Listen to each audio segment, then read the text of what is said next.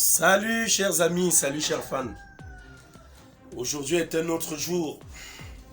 Je ne vous ai pas oublié, les chroniques, plusieurs les demandent toujours. Et voilà, j'ai pensé à continuer parce qu'il y a des sujets assez importants et pas des moindres.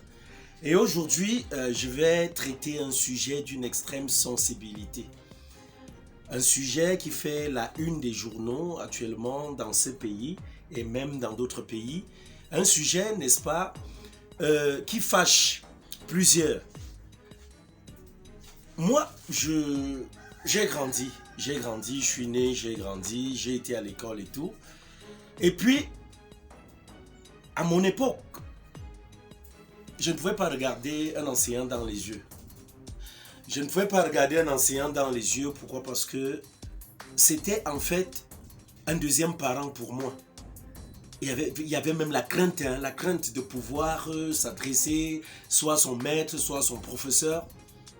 Mais aujourd'hui, il y a quand même une situation assez rocambolesque, assez étonnante, surprenante, qui, n'est-ce pas, est en train de se dérouler sous nos nez. Plusieurs rient quand ils apprennent cela, plusieurs, n'est-ce pas, s'en moquent. D'autres même préfèrent ne pas en parler. Mais je pense qu'il faut en parler. Il faut crever l'abcès.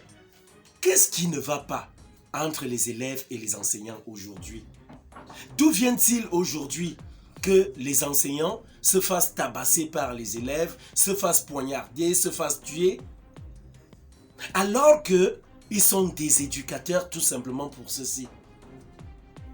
Pour comprendre la chose, c'est simple. Moi, j'ai essayé de parcourir le sujet. J'ai essayé d'enquêter, mener des petites investigations à mon niveau et tout. Et j'ai réalisé que les torts, n'est-ce pas, sont partagés. Les torts sont vraiment partagés. Je vais commencer par les parents, que nous appelons enseignants. À votre niveau, très chers enseignants, je me pose une question. Où est partie la déontologie de l'enseignant? Où est partie cette déontologie-là quand on sait, à un moment donné, que l'enseignant, n'est-ce pas, est la vitrine de la société, que l'enseignant, n'est-ce pas, est le miroir de la société, le reflet, n'est-ce pas, d'une société qui se veut noble, qui se veut, n'est-ce pas, respectueuse des valeurs. C'est l'enseignant, parce que c'est l'enseignant qui forge l'homme de demain. C'est l'enseignant qui le fait. Alors à mon époque, disais-je, l'enseignant était quelqu'un d'intègre, de très très intègre. L'enseignant se faisait respecter par son comportement, parce que c'était quelqu'un qui était réservé, c'était quelqu'un qui ne traînait pas avec les élèves. Mais aujourd'hui, qu'est-ce qu'on voit? Dans les bars, on voit les bars, les snacks, on voit les enseignants monter, descendre avec leurs élèves, boire des bières. Donc, l'enseignant aujourd'hui ne respecte, donc le petit salaire qu'il a, ce salaire-là, quand il le prend, il ne le respecte pas. Qu'est-ce qu'il fait? Il se dit, voilà, je m'assois, je vais boire des bières avec mes petits amis. Ils appellent leurs élèves, leurs petits amis, leurs petits copains, leurs potes, les potes de bière. À mon époque, ça ne se passait pas. Un enseignant ne pouvait pas faire ça. Un enseignant, même s'il gagnait ses 20 000, il s'asseyait quand il les prenait, rentrait chez lui. C'était le bâtisseur des moralités. Ok? Alors aujourd'hui, on voit ces enseignants-là qui s'asseyent, qui draguent des filles, qui prennent même les petits garçons, donc leurs élèves garçons sont devenus, n'est-ce pas, leurs tchango, comme ils disent habituellement, leurs 10. Ce sont eux qui jouent des rôles auprès des filles qu'ils veulent. Quand il veut draguer une fille dans la salle de classe, il est obligé de passer par son tchango. Que gars, il lui appuie quelque chose dans la main ou une bonne note. Que gars, tu n'as même pas besoin d'apprendre d'étudier. Parce que demain, ce qu'on va faire, voilà, même ça déjà, voilà, les questions, va regarder, tout simplement, tu viendras transcrire ce que tu as pu, n'est-ce pas, ce que tu as pu lire avant, parce que je t'ai donné tout le questionnaire.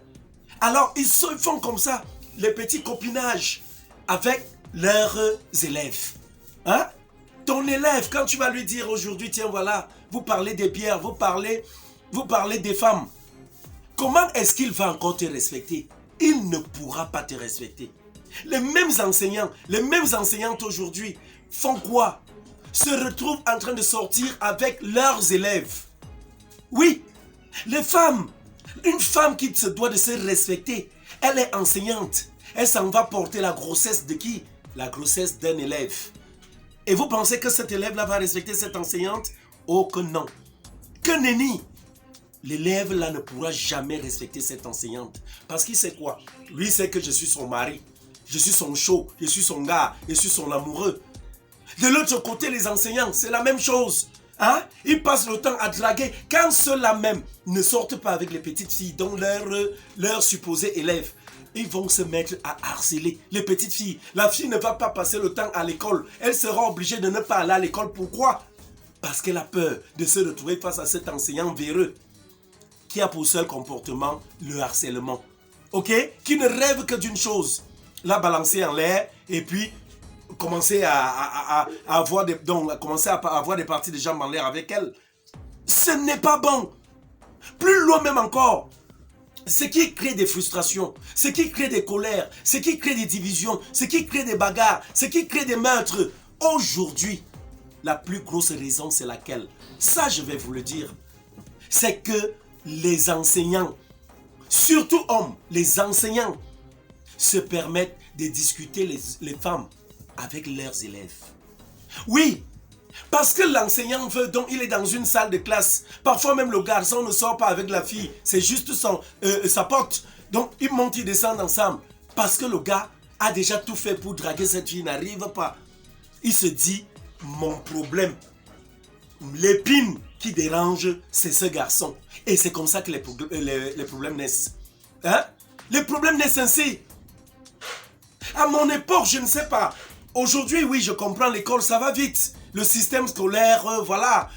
On dira peut-être que les enfants, je ne sais pas s'ils sont plus intelligents que nous à notre époque, mais je ne pense pas. Mais nous n'avions pas des enseignants. Aujourd'hui, on va trouver des enseignants là qui sont carrément dans la vingtaine, les jeunes petits garçons qui n'ont pas. Donc, la notion de moralité a foutu même le camp dans leur cerveau, dans leur cervelle. Parce qu'eux-mêmes, tout jeunes, ils n'arrivent pas à comprendre ce que c'est un enseignant. Alors, ils font aussi comme les petits jeunes, ils bagarrent. D'où vient-il que l'enseignant soit le premier à plier les coups de poing avec l'élève pour dire on bagarre? Tu bagarres avec qui? Tu bagarres avec ton fils? Hein? Comment est-ce que tu peux t'asseoir et le faire? Donc, chers enseignants, j'ai dit je commençais par vous.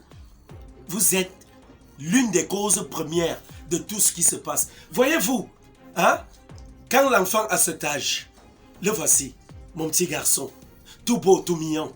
Il est là, à côté de moi. Et il y a, comme je disais, les torts sont partagés. Les torts sont partagés. Et je dis quoi? Je dis, là c'est l'enseignant, tu te dois de te mettre en tête que voilà, oh, c'est moi le père. C'est moi le père de l'éducation. C'est à moi qu'incombe la responsabilité de faire en sorte que les mentalités changent dans la société. Le changement des us, le changement des mœurs. Tout cela me revient. Toi l'enseignant, arrêtez de vous confondre. Arrêtez, n'est-ce pas, de jeter dans la poubelle, de balancer aux ordis votre profession. Votre statut d'enseignant, vous êtes, comme je l'ai dit, le miroir de la société. C'est sur vous que les uns et les autres doivent copier. Donc c'est en vous regardant qu'on copie les bonnes qualités, les bonnes manières. Mais si aujourd'hui, donc vous-même, vous êtes ceux-là hein, qui s'asseyent et commencent à devenir des tares pour la société, ce n'est pas bon. De l'autre côté, l'élève d'aujourd'hui, on dit, on éduque donc, l'homme éduque son enfant et la société peut le corrompre. Hein. La société a corrompu notre jeunesse. La jeunesse d'aujourd'hui n'est pas comme la jeunesse d'hier. Non, nous étions respectueux de nos parents. Nous savions que l'enseignant était quelqu'un à craindre. Nous savions que l'enseignant était quelqu'un sur qui, n'est-ce pas, reposait notre devenir. Hein? C'est grâce à lui qu'on pouvait devenir quelqu'un demain. Alors aujourd'hui, les petits jeunes, il y a la télé, les nouvelles technologies et autres. C'est chacun qui s'assoit, c'est chacun qui copie maladroitement ce qui se passe autour de lui. On regarde, parfois, l'enfant, il est tout jeune, comme mon garçon, il est là actuellement. L'enfant, il est tout petit comme ça. On va mettre à la télé un film qui est interdit au moins de 12 ans. Mais le parent, il est assis, hein? Il regarde la télé avec son enfant. Pourtant, on a bien dit.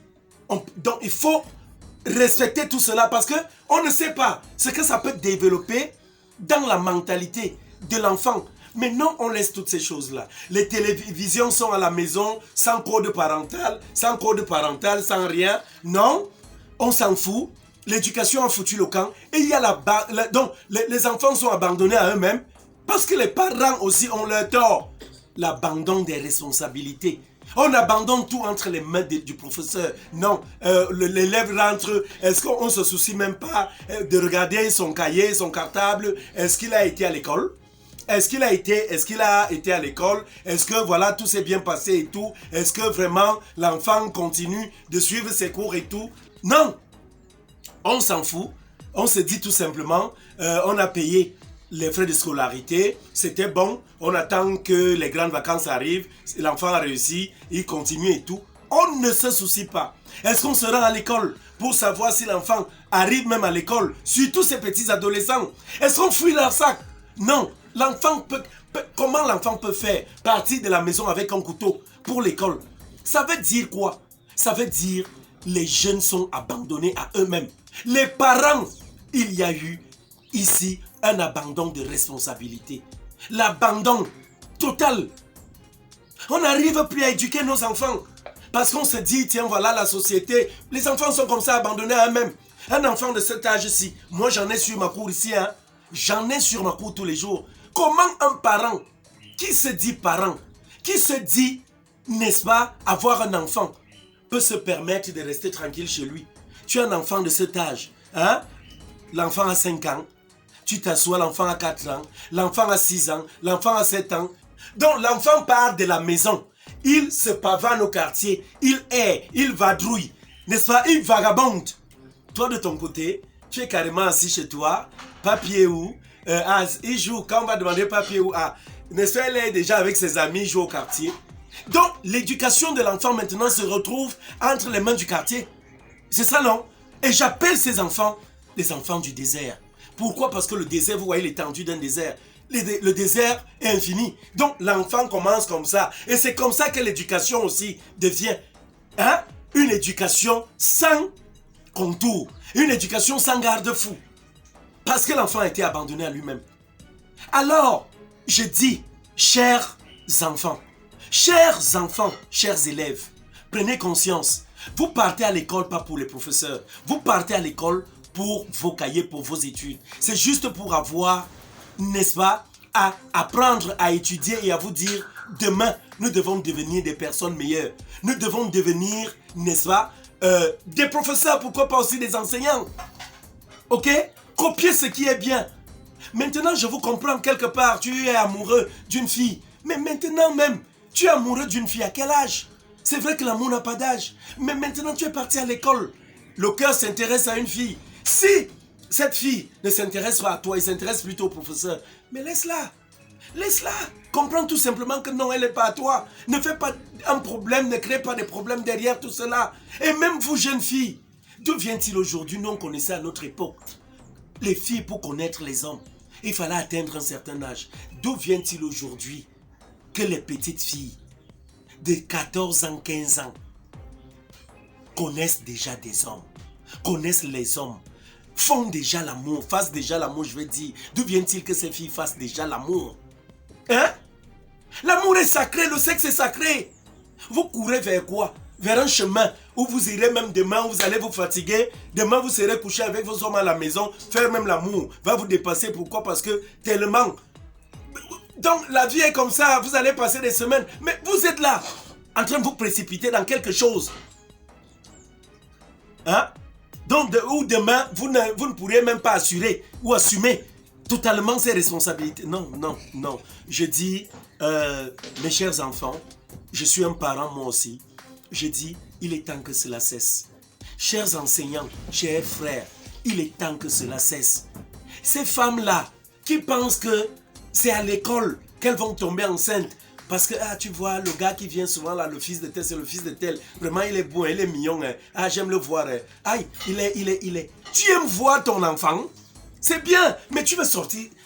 Tu vas te coucher. Quand tu te couches là, le jeune garçon là monte sur toi.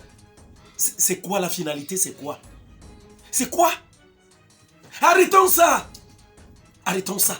Ce n'est pas bon. Donc je dis, en somme, chers enseignants, pardon.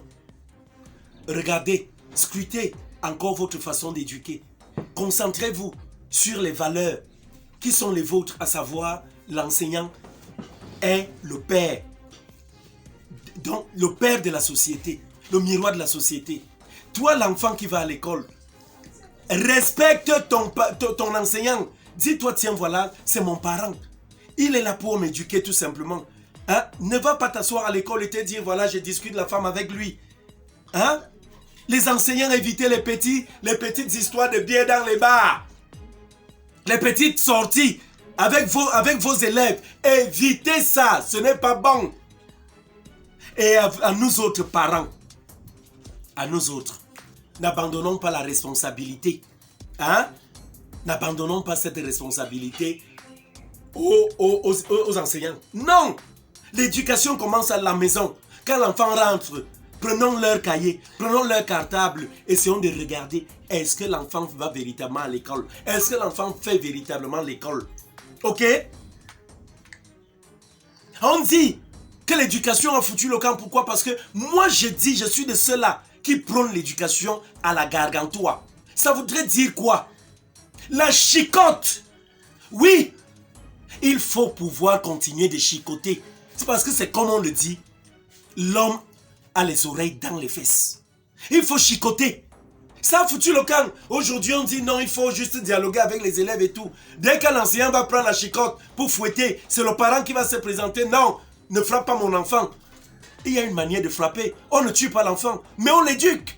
La chicotte doit revenir dans l'éducation. Elle doit revenir.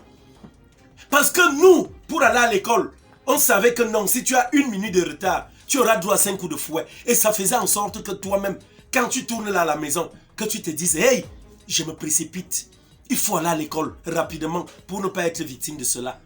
Mais aujourd'hui, on dit non, il faut cajoler l'enfant, il faut le caresser dans le sens du poil, il ne faut pas frapper, il ne faut pas, parce que c'est... Non, non. L'éducation à la gargantua, il faut la chicotte. Il faut rosir les chines de l'enfant. Donc voilà, chers amis, chers fans, vous allez excuser mon ton. Vous allez trouver que j'ai un peu crié aujourd'hui et tout. C'est juste qu'au fond de moi, j'ai mal. J'ai mal quand je vois le sang des enseignants être versé ainsi. J'ai mal quand je vois les élèves qui sont boxés par leurs enseignants. J'ai mal quand je vois les femmes enseignantes porter des grossesses de leurs enfants. J'ai mal au fond de moi. Ce n'est pas bon. Changeons de mentalité, changeons de mœurs et notre société va bien se développer et toutes ces choses vont s'arrêter. Je vous aime très fort.